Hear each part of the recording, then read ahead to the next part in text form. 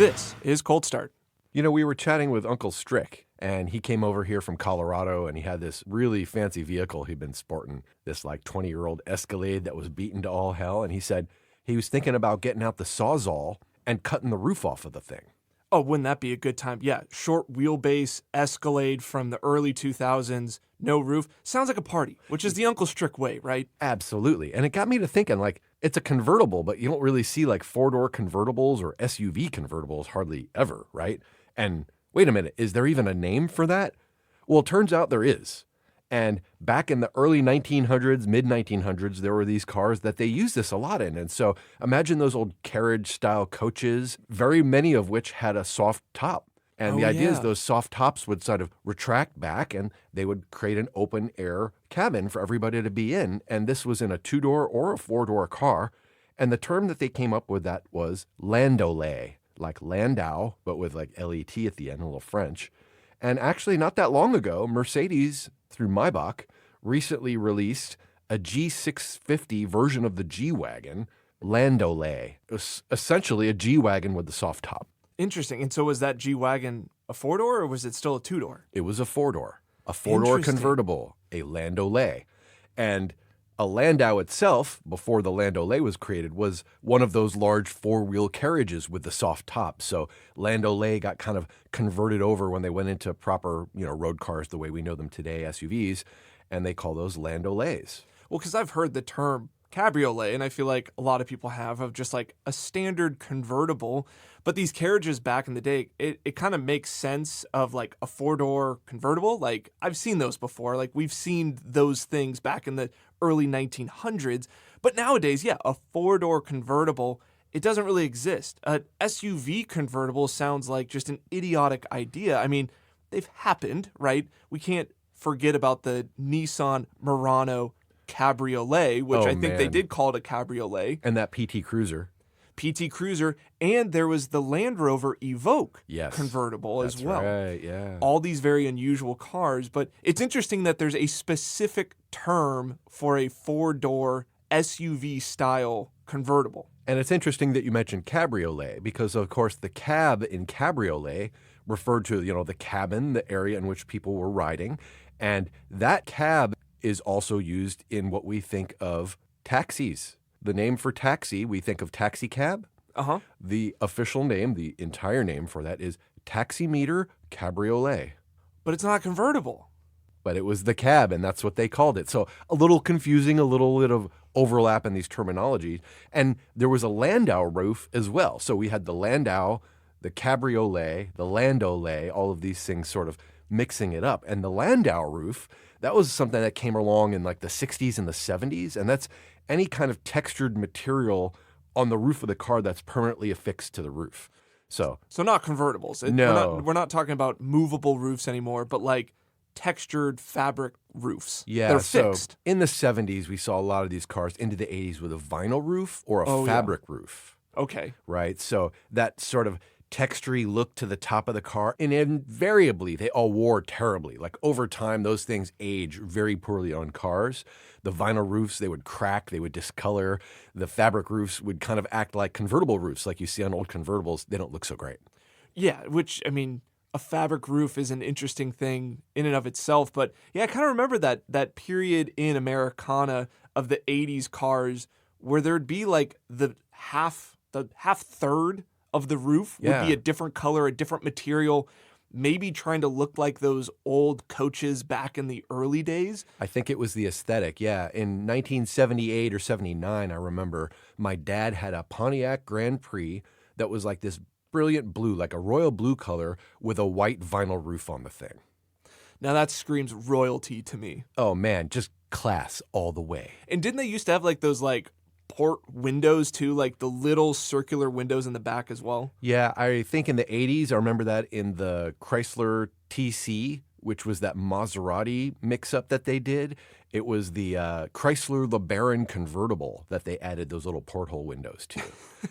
Not too shabby. Great styling choices all around. Well, they did call it the Malaise era for a reason, right? And then there's another variation on this, which my dad also had, which is called the Continental kit. So this comes from back in the 30s, Henry Ford's son, whose name is Edsel, which I'm not sure a lot of people know, the car that came later that's considered like the ugliest car ever made was the Edsel, right? Yeah. Henry Ford's kid, Edsel, went over to Europe and was super blown away by the styling of all the luxury cars over in Europe. They just look really different than, the Model T. So he went back to his designer and he said, can you build me a custom Euro-inspired vehicle? And I want it to have a long hood and a short trunk, and I want you to put a spare tire and mount it to the trunk on the outside.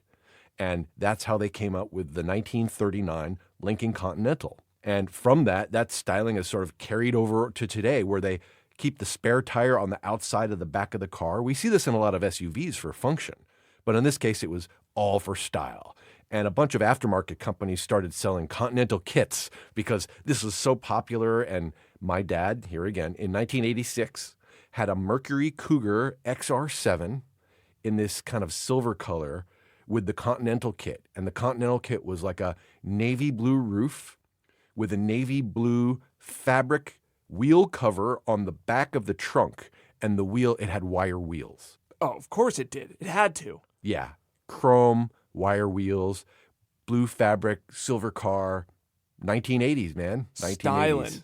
Owning the streets back in those days. Absolutely. I think it was interesting of Edsel going over to Europe.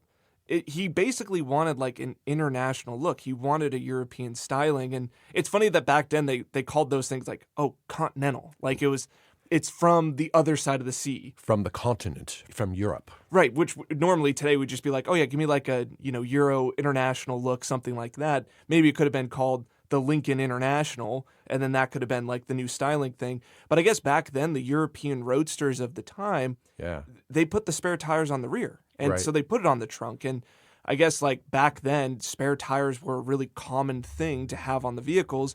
And so like sometimes they put them in the trunk, but then obviously that would take up all of your trunk space. So it wasn't very usable in that aspect. And then some manufacturers were like, we'll put it on the side of the vehicle. And so like you'd have it on the left side or the right side of, kind of towards the front. And then for whatever reason, the Europeans decided to put it on the rear on the trunk. And then he went over there and was like, all right, that looks different. That looks like unlike what we usually do over in the States. Let's do something like that. And we've totally lost sight of the fact that roads were not what we think of today. Like the roads were really rough, often rutted, often dirt or gravel. Flat tires were a really common thing. And tire technology, bias plies were all that there were at the time. There was no such thing as a radial tire, a steel belted tire, any of that kind of stuff. I guess that's true, yeah. So changing your tire was something that you had to know how to do until, pretty recently, right? I would say that a lot of the new generation has no idea how to change a tire. But not even I guess close. back then it would have been more commonplace that you needed the spare tire. Where nowadays, like you're saying with the SUVs, you just like having the spare tire on the back because it makes you look utilitarian. I don't know, that you're going to go off-road, that you might need the spare tire. It looks rugged. Most of the people that own those, especially like G-Wagon owners that have the spare with the cover and all that sort of stuff, it's like, if they get a flat tire, none of the owners of those G-Wagons are ever going to remove the spare tire off their car and replace it. It's just not happening. Most of them have probably never touched a tire, but it makes sense. If you think about that era, think about that old Mercedes SSK Roadster we talked about, the one that raced at Le Mans. It was like that Roadster. This is exactly that style. Yeah. So Edsel saw that, came back and said, all right, spare tires on the back, everything. Let's go. Come on. That's the way to do it. It'll be way cooler. And then, and once again, like the Lincoln Continental, because this is called a Continental kit, the Lincoln Continental wasn't the first one to ever do it. They weren't like creating this innovative new design, but they're the ones that made it super popular. And then, people that had their whatever other cars would go to these aftermarket places and be like, hey, make mine look like the Continental. Give me that Continental kit. It's amazing how much influence we really took from Europe when it comes to cars, right? Our most American of cars, the thing that we think about JFK and, right, the Lincoln Continental. And then what's the other big car brand name that we have? Chevrolet. Right. How French. Hey, don't make it sound non-American now. Chevy. All right, so more German design. So there's this dude named Wunderbald Cam. Okay, what a weird name. Wunderbald Cam was this auto designer and engineer back in the early 1900s. And he came up with this body design that had sort of a sloping, like a downward sloping roof line, and the rear deck that was really short and abruptly ended. And it abruptly ended like with a vertical plane. And we've seen a lot of cars in modern times with that sort of shape, but it was sort of a new design at the time, and it turned out that this was aerodynamically a huge advantage over the existing designs that they were using at the time.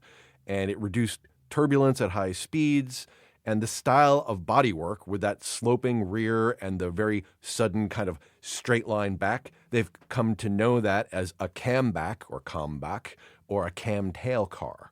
What would be some examples of a camtail? How about a 1970s, like a 240Z?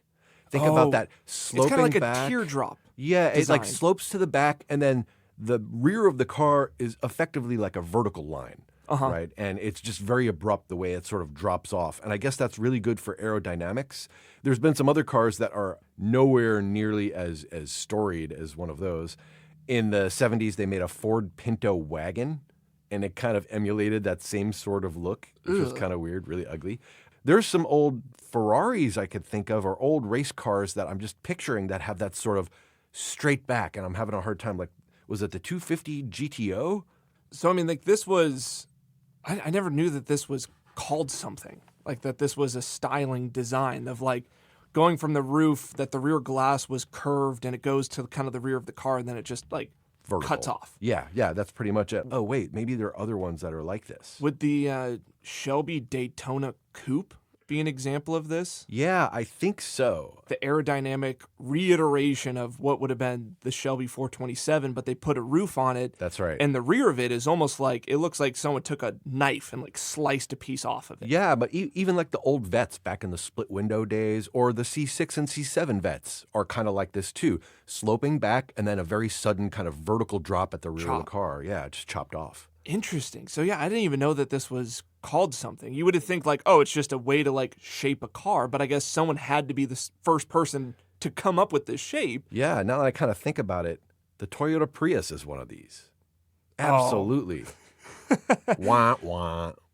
So, German influence in design, we've had lots of different things there. As a big BMW fan, I think there's one that's very well known in BMW circles, but probably nobody's heard of that outside of that. Do you care to share that one? Yeah, I guess, would it be the Hofmeister Kink? Exactly. Which BMW almost lost their way with this, and this was like a bunch of us BMW nerds had our, arms up in the air because the latest design BMWs lost the Hofmeister Kink, and it used to be this very iconic piece amongst the vehicles. Now, what is a Hofmeister Kink? It's essentially a shape in the rear window glass. It's kind of how, you go past the window for the driver, you go past the window for the rear passenger, and the way that it slopes down, it's like this very specific kind of loop back design, and it just always has been the silhouette for BMWs for the longest time. Yeah, to me, I picture the 6 Series, like the 635 CSI, as sort of emblematic of that kink. It had that shape so well integrated into the body of it. Yeah. Well, it's funny that, like, kink, we kind of think of like, oh, it's got to be like the shaping of the bodywork or the way that like the hips of the fenders are. And it's like, no, it's essentially like the window trim shape. It's kind of like how it shapes the C-pillar on the car. You can kind of think of it as, those German designers and their windows, they kind of had a little fetish for this. So they call it the Hofmeister kink. That's a terrible joke. I was going to make the joke of like, oh, do you think that the camback design is going to make a comeback? Oh, yeah. I'll take the kink joke. I don't know. But yeah, there's probably other things in the BMW world that extend out from there, or other European cars, since they seem to be at the forefront of this design. Yeah, there's a lot of designs that have come out of Europe. It seems like, the Europeans are a little bit more artsy. Like, the only thing that we talked about from the American side, a Continental kit, was a ripoff of the European designs. It's true. And there's probably other ones like that, right? In Britain, they came up with this kind of vehicle, which was a horse-drawn carriage at the time, and they used it for like wealthy, aristocratic people to go on these hunting parties. And so they'd bring their long guns along with them, and along with the rest of their equipment, they would have this thing called a brake, which was a chassis that they used to break in wild horses, apparently. I'd never heard of that in my life. I didn't know what that was. A brake for horses? Yeah, it seems like, like horse-drawn carriages, right, would, I guess, be used, or like a common term is like it's a brake. It's, just the chassis or the carriage being drawn behind horses was a brake. And then, so if you think about it, if we needed to carry a bunch of people out to like a hunting party, right, it would be the shooting brake. of this is the Oh. carriage designed to be able to haul a bunch of people with their guns to go out and do a hunting party. So the term shooting brake, which we know very commonly now as car enthusiasts, of like the really cool, it's not a hatchback, it's not a wagon, it's very specifically a shooting brake design, that comes from, you know, the name of what the horse-drawn carriage was to go do hunting parties. And so it was a reiteration of that design of like, okay, if I had a sports car and I needed to carry my long guns to go do a hunting party, I need a shooting brake design for my car. That's really interesting because if you think about the dimensions of a car versus a long gun, right? There's probably a lot of cars you couldn't fit them in. You like need to hang them out the window or something.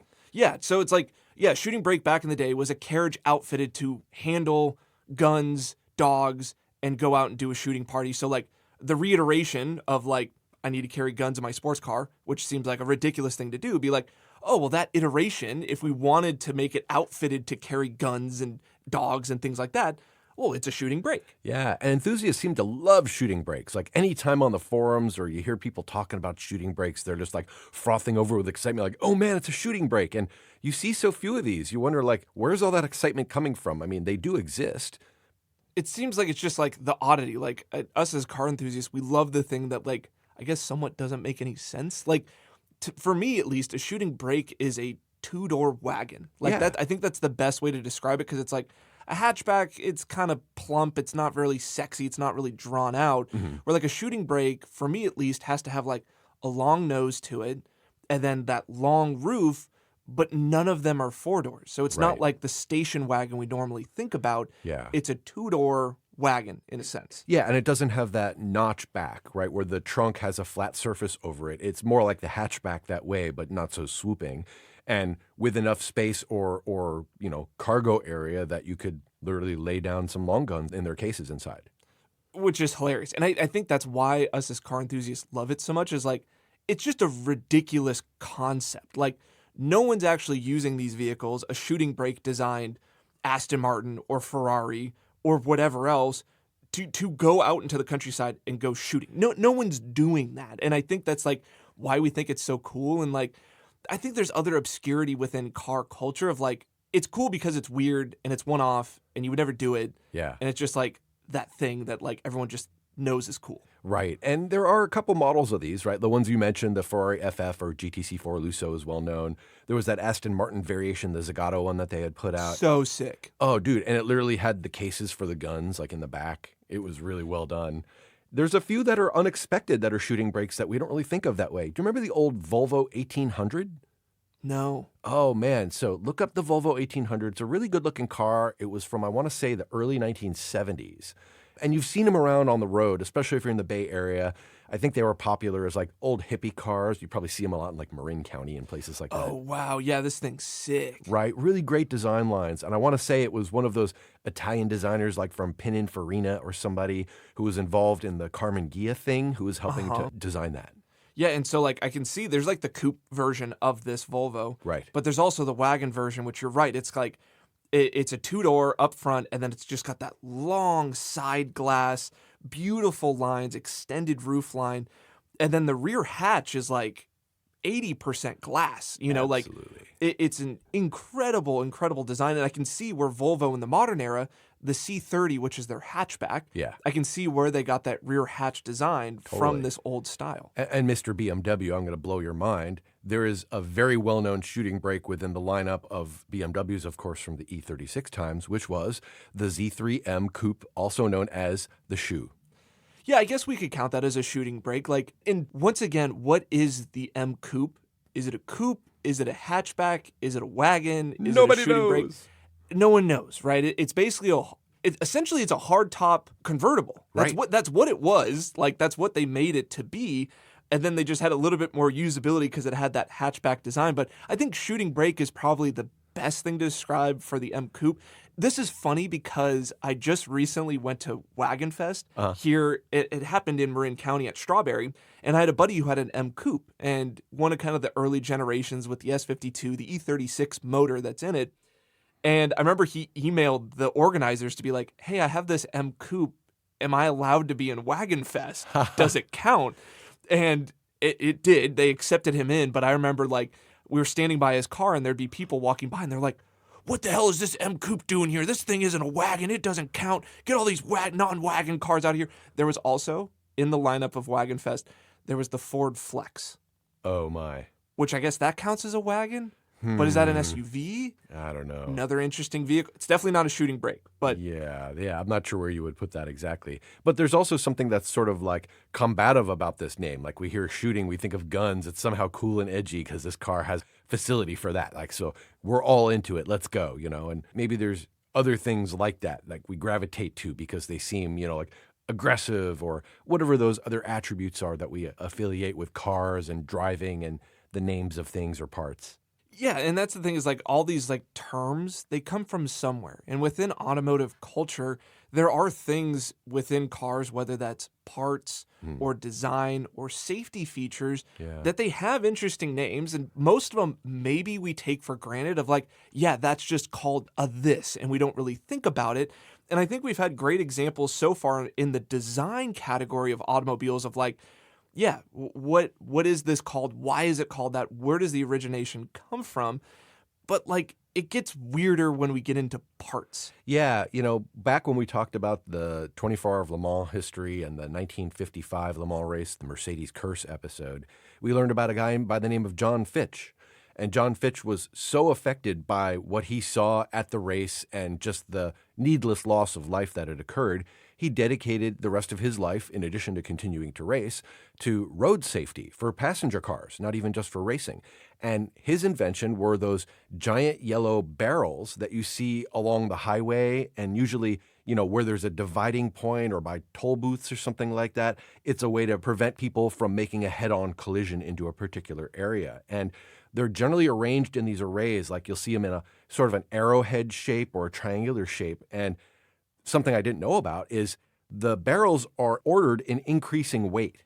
So the ones in the front are the lightest ones, but as they continue to bang into the ones further and further along, they're a little heavier. So the idea is that it's going to help to dampen the impact and enable some deceleration to occur versus just a hard stop slamming into a hard wall or something. That makes sense. I know what you're talking about, like those bright yellow barrels that you see like highways up against like Armco, or even like if you're going, a divide in the interstate, you'll see those barrels kind of laid out as the road divides if there's going to be a cement wall or something like that coming up. Yeah. That way you don't hit just a hard, immovable object. That's right. And most of us, hopefully, fortunately, haven't ever had an impact with a Fitch barrel. But you have to kind of wonder, like, what's in those things? Because they're a variable weight and they're on the side of the road. And so whatever's in them has to be pretty plentiful and it can't be worth anything. Otherwise, people would steal it, right? So they fill them with concrete sand, basically, the dust off of concrete. And in freezing areas, they add rock salt just so that this mixture, if it gets wet, it doesn't like, turn into solidify. Cement. Yeah, exactly. Can you imagine this thing that's supposed to prevent bad collision from being worse turns into concrete in the barrels? Not so good. And I've seen it on racetracks too. Like they'll use it as kind of a barrier for pit entrance and stuff like that. We had that one example of going over like weird incidences that have occurred in NASCAR or with pace cars. Yes. And one of the pace cars ended up hitting the Fitch barrels coming down into pit road, didn't quite make the entrance. And I remember it exploded the barrels and it was just a complete mess because the sand that was inside of it just went everywhere and they had to clean it all up. It's kind of crazy. And all that was motivated by this guy who was racing and saw what could go wrong when you had insufficient protections for spectators, for other racers at a racetrack. And he applied that to the public roads, which I thought was a really cool extension of what he knew and cared about and really benefited everybody else too. No, absolutely. And it's cool to see, that motorsport background going into just general public safety. And it kind of makes sense that the barrels got to be named after him, of him coming up with the idea and implementing this thing and paying homage and respect to the individual that was able to develop it. Now, in contrast, in the same category of a safety device that was implemented for roadway safety, but being named after someone for, I would say, the wrong reason, or the reason you wouldn't want something named after you, would be the Mansfield bar. Yeah, more in memoriam than in honor of the inventor here. Right. Yeah, so Jane Mansfield was an actress in the 1950s and 60s, very famous bombshell blonde actress. The kind of girl was on posters in guys' bedrooms, right? So that's who Jane Mansfield was. And so she was very well known and a hugely popular figure. You could imagine of that day, like Marilyn Monroe, and she's among those that group of people. So like you could think of the equivalents of those today. So in 1967, Jane Mansfield was driving along with some other passengers in her car and her family, and had a collision into the back of a semi-tractor trailer. And all of the front passengers were killed on impact, and the story goes as they were beheaded. Oof. In the rear seat, there were passengers, which I believe were her kids. They all survived. So it was recognized that it's a really big problem for the way trucks are designed, that they have this rigid structure that ends just around the height of passenger cars, such that if there is an impact, the passenger car goes underneath the truck and then is stopped suddenly by this wall of steel. And we need to do something about that to protect that. So there is this heavy steel bar that you'll see hanging from the rear of semi-trucks. If you look, there's usually reflective stickers on it as well, red and white stickers. They're also known as ICC bars when there was an organization called the Interstate Commerce Commission. Today, this is mandated by NHTSA, the National Highway Traffic Safety Administration in the U.S. They're called underride guards. And effectively, it's that bar that crosses the back of the truck that you see. And today, those are called Mansfield bars. Because of the infamous incident that occurred with Jane Mansfield. Which there wasn't a Mansfield bar in that instance. That's correct. But after the fact, those have now been mandated, and you'll see that on every truck out on the public roads. See, it's interesting of like these things that are just kind of like in plain sight that you might not know, like, yeah, there's a word for that, and there's an incident that occurred that provoked this to come into creation.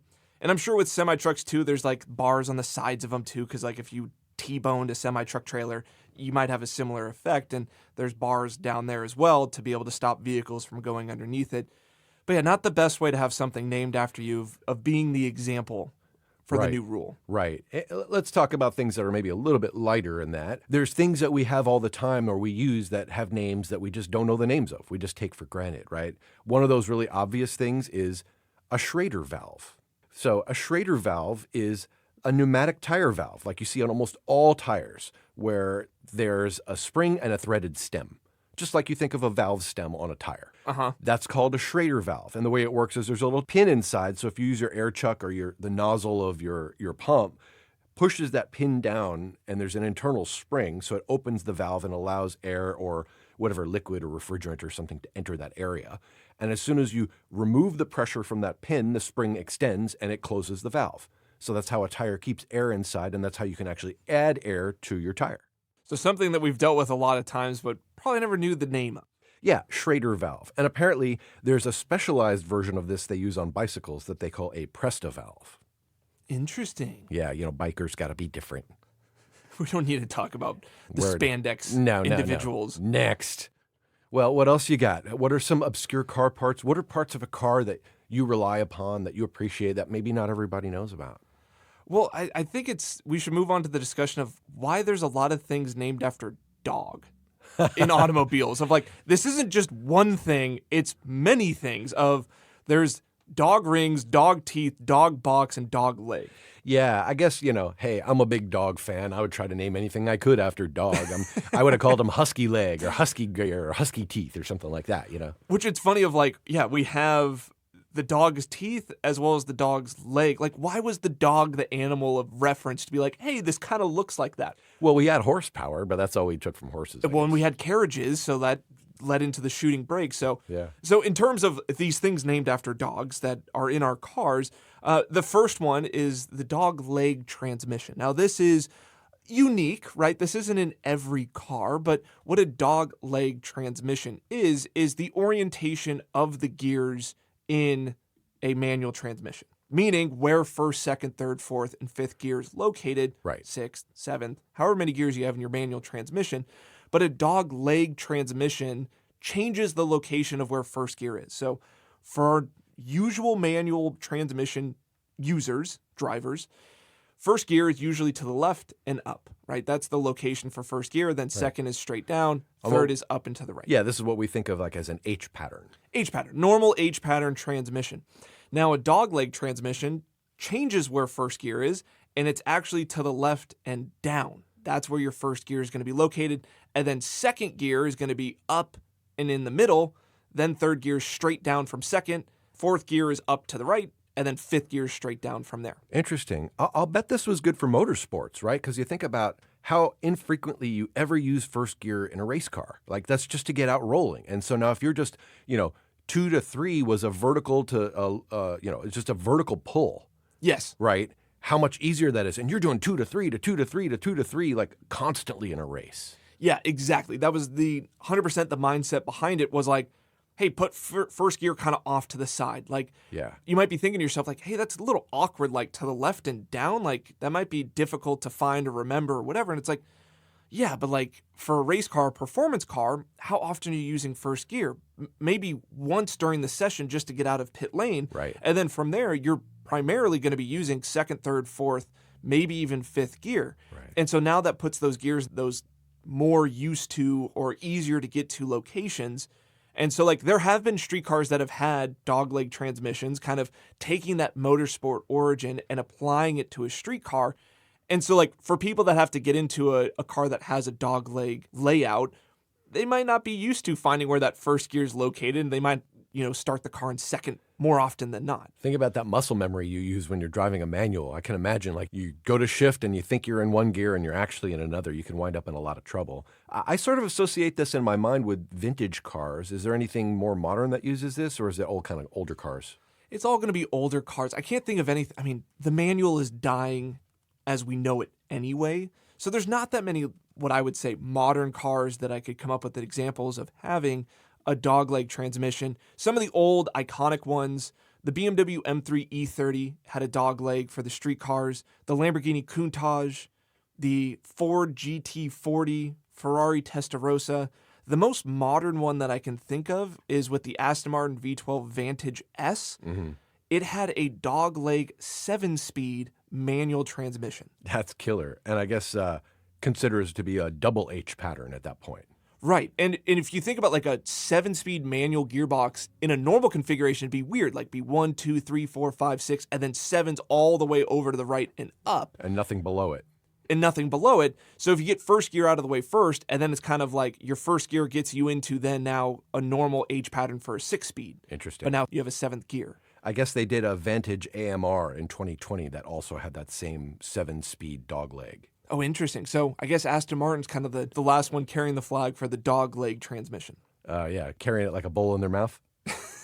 Well, and with this, like, a lot of people get confused between dogleg transmission and dog box. And those are two very, very different things. Yeah, let's talk about a dog box. There's dogleg transmission and dog box, which also refers to the transmission, but it's a different kind. So the dog box is, I think, if I could say, equivalent to what we call the gearbox. Right, and because the dog leg is more just the orientation for the shifter for the transmission. And we didn't really mention, why do they call it a dog leg? All that we could find was like it looked like a dog's leg where first gear was located because it kind of curved down and to the left. Kind of bent back the way a dog would sit or something. I don't know. It's sort of tenuous, but it's what we got. It seemed like a stretch. Yeah. Well, how about the dogs themselves or the dog box and why it's called that? Right. So, yeah, the dog box, once again, that's the transmission style is different. And the reason why it's called a dog box transmission is because the gears in the transmission have dog teeth. Which is to say that they're straight cut gears versus tapered or angled gears, which would allow for a more gradual sort of interleaving so that the synchros could smoothly move you from gear to gear. Right. Which is in a dog box, that is a transmission with straight cut gears that we call dogs because they look like dog teeth. It's slam into place. It's not a gradual or kind of soft interleaving. Right. So, yeah, the biggest kind of identifier of the dog box transmission is that those gears have teeth on them that look reminiscent of canine teeth. They're basically just straight up. They're not curved. They're not meant to be meshed really smoothly together. They present the opportunity to be able to slam the gears together. And that's kind of the iconic style of shifting a dog box transmission, is that it doesn't use synchros. You almost don't even need a clutch. When the transmission is going and you're up to speed and the vehicle's moving, you can essentially just slam it from one gear to the next, and those dog teeth allow for spacing that you can just jam the gears together and they'll find the space to mesh together, Where in contrast, a normal transmission, the gearing does have these like kind of twisted splines, and you need synchros to synchronize the speeds to mesh them smoothly together. Right. So it's a little bit of tolerance in the dog box that allows the dog teeth to sort of slam into place and not miss the gear, Right. but actually like fall into place. And I know when I've pulled a shift on a car that had a dog box, like when I was driving the sequential manual on the Formula 3 cars, man, you feel that ka-chunk when it hits gear. You just ka-chunk into gear. And then while you're out there driving, the dynamics of the dog box are such that the engagement and disengagement of the gears requires you to manage that. So on an upshift, there's a quick lift of the throttle required because you have to unload the gear so that the gears could actually come back together and fit. And if you didn't lift, there's no way that that stationary gear is going to find its position of where to jam into in the other gear that's still turning. Yeah. Which this conversation of like, what do you mean? Like I could have a manual transmission that I don't have to use the clutch and I can just jam it into gear and like click the next gear? Yes. Why don't we all have that? Like a dog box sounds sick. Why don't we have dog boxes in normal day cars? So I've been in cars with racing instructors who insist that no car on the road really needs you to use the clutch. Now, I also know that a lot of those instructors, racing drivers, drive cars a certain way because it's not theirs. And so I'm not sure you want to take their advice about driving your manual car without its clutch, but that's not to say that it couldn't be done without incurring damage. Yeah, I mean, like cars that have synchros, normal transmissions, there's a certain RPM that it's going to go into the next gear. You can kind of bypass the synchros. But why can't I have it like dog boxes? We talked about dog leg transmissions, and there's examples of road-going cars that come with dog legs. But for the most part, road-going cars don't come with dog boxes. Why not? Why don't production cars come with dog box transmissions with dog gear transmission gears? Yeah, well, given that they don't have a smooth way to engage, at particularly low speeds, the things are kind of miserable to drive. Like in slow traffic, which you're in a lot in a passenger car, this thing would be juddering and really hard to engage and modulate speed, and you'd have very poor precision over it. Oh. They are also really loud. So the design of these gears makes a loud whining noise at speed. There's just something about the way that they engage with each other that makes that noise. And then, of course, they wear more quickly than a synchroed transmission with spline gears because these very sudden and abrupt shifts that are occurring are causing the gear teeth to slam into the place where they recess. Then there's some movement of that. So metal on metal and high impact over and over again is going to create more wear.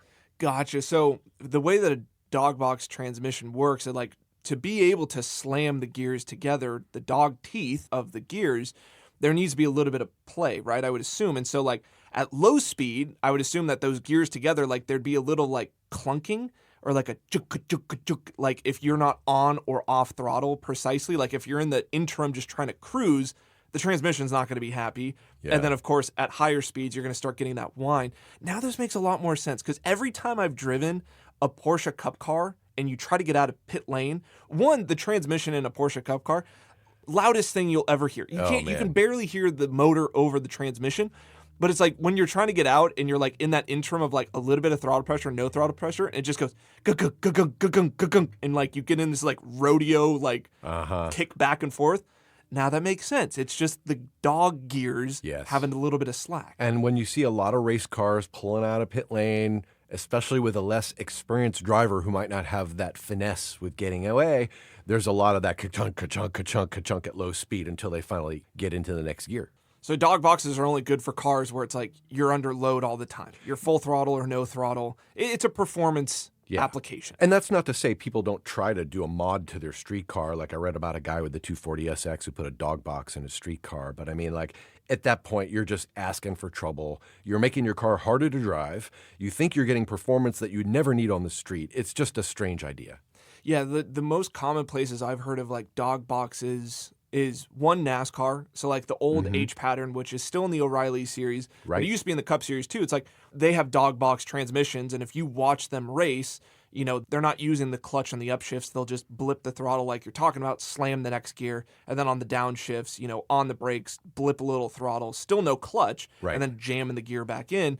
And then the other place is like drift cars. Like drift cars use dog boxes because the simplicity of the transmission, you know, they can take these big forces, high horsepower, stuff like that without having any issues with the synchros or splitting apart gears or whatever. So those are the main two that I've ever heard of dog box. Yeah, and I think a lot of people who are maybe unfamiliar with this idea of rev matching, of why you need to do that, Yeah. it starts to make more sense when you think about, spinning gears that need to interact together and you need to have them interlock. Well, matching the speeds is going to be a lot easier to get them to connect to each other than if they're spinning at wildly different speeds. Great dive into the engineering of what's going on in your car, which I'm So sure good. everyone wants to know about. So There's so much intensely. of this stuff, man. Cars have a lot of history, and there's a lot of terms like you never hear anymore, but they're fun and they're cool, and they're kind of associated with car history. Like when you hear old songs in the 60s and 70s and 80s about cars, because there were so many of those, because it was such an important part of culture, you'll hear these references. And I remember hearing about four on the floor, and I had no idea what that meant. And then later, I learned that there was something called three on the tree. Do you know what that is? This is good rhyming schemes. This might have predated my time of a license. On the earth, yes. So back in the old days, most cars were manual transmissions, as we know. And so there was a shifter, like a shift lever that you had to push into place. And generally those are on the floor of the car, right? That's where they're located. On some cars, they're maybe a little closer up to the dash, but they're based on the floor. And most cars, for a long time, until let's say the 1970s or 80s, were 3 or 4 speed cars, right? Only. Transmissions didn't really come in 5 or 6 or 7 and that's why it was speed. called an H pattern. That's why it was called an H pattern, and that's the 4 were the gears that you had, 1, 2, 3, and if there was a 4, you had 4 gears, shifter on the floor of the car. Predating that still, there was a 3-speed gearbox. And this is kind of hard to get your head around. If you've seen old cars, especially old American cars, the transmission selector is not on the floor. It's connected to the steering wheel. So it comes off of the steering shaft like the turn signals or the wiper controls. Yeah, it's on the column. Yeah, on the column on the steering wheel itself is this transmission shifter where you go from park to reverse or whatever. Well, back in the day, they used that not just for automatic transmissions to go from park to reverse to drive. They use that for manual transmissions, such that first gear, second gear, third gear were pulling that lever that was sticking out of the steering column. That seems so overly complicated because the transmission selector, the stick shift, it being on the ground makes sense because that's where the transmission is, right? That's right. It's right underneath there, so you're just changing the linkages and moving it around. Now, if you put it up on the steering column, that seems like we're adding a lot of complexity for the old days. If you think about it, they were actually way ahead of their time because with technology, where did we put the transmission selector now? Are we talking about paddle shifts? Yeah, they're on the steering wheel, so you don't have to remove your hands from the wheel to shift. And back then, was it also because the automatic selector was already up there? So people are used to being up close to the steering wheel, so let's put the manual transmission up there too? This probably predated the automatic transmission, would be my guess. I don't know for sure. 3 on the tree? 3 on the tree. And the tree, of course, because the steering column has a bunch of stuff sticking out of it, like the turn signals and the wiper selectors or whatever other controls might have been there. I mean, some cars even have the horn off of the side of the thing. Yeah. So the last cars that were made with 3 on the tree were in 1979, the Chevy Nova, and this is an overlap, I think a multi-brand, multi-badge deal, Pontiac Ventura, Oldsmobile Omega, and the Pontiac Phoenix in 1979 were all still rocking this design. All the way until 1987, there were American production vehicles, trucks, that still offered a 3 on the tree manual transmission. It was the Chevy C and K class and the GMC Sierra C-Series pickups from 1987.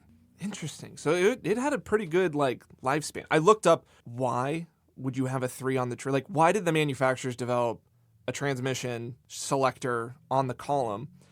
And the main reasons that manufacturers did this was 1, more cabin space.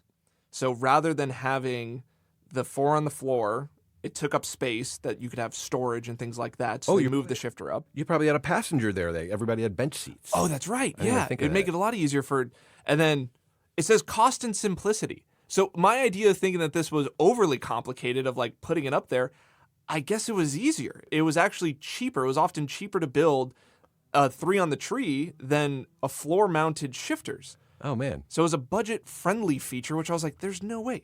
And then also said safety and convenience. It was designed to keep the driver's hands relatively close to the steering wheel, while changing gears, just like you were saying. So Hey, look at that. So interesting. It didn't really take off, right? Like now when we think about manual transmissions, the standard is like the shifters in basically the center console. Right. But it's interesting that like it had its heyday of the shifter up on the column, which I would agree with you. The modern day rendition is now that we have the paddles. Yeah. The paddles are on the steering wheel. That's kind of like, well, I guess it's two. So what is that? Two on the shoe? No, that doesn't make any sense. Two on the, I don't know. We'll have to come up with something for that. And I guess at the same time as we're improving this so that people don't have to remove their hands from the wheel, and then we went and put all the controls in some touchscreen 3 menus deep, and now all of the benefit of that kind of has gone away. Unless you have a Ferrari, then all of your buttons are on the steering wheel. Haptic, and they Which don't now work they're half the haptic. time. So now, yeah, we're back to screens. Now it's a screen on the steering wheel. Oh, man, there's so many of these. I think these kind of conversations make me ask the why questions. Why do we do it this way? Why is it named that? Why can't it be like this? And there's so much cool history of automobiles and highways and infrastructure and just transportation and all this stuff. And it's really cool to learn about it. And then we come to the modern era and we say, oh, they were onto something back then that then they lost, and now we're back to, whether it's keeping your hands on the steering wheel or whatever it is. So it's just kind of cool to see how these things cycle or how we can benefit by paying attention to our history a little bit. Well, thanks for the conversation, Todd. Hey, thanks, Silas. I'm just glad we didn't talk about petcock. That might be for a future episode. So thanks for listening, and listen for that one. Have a good one, everybody. Thanks for listening. This has been Cold Start.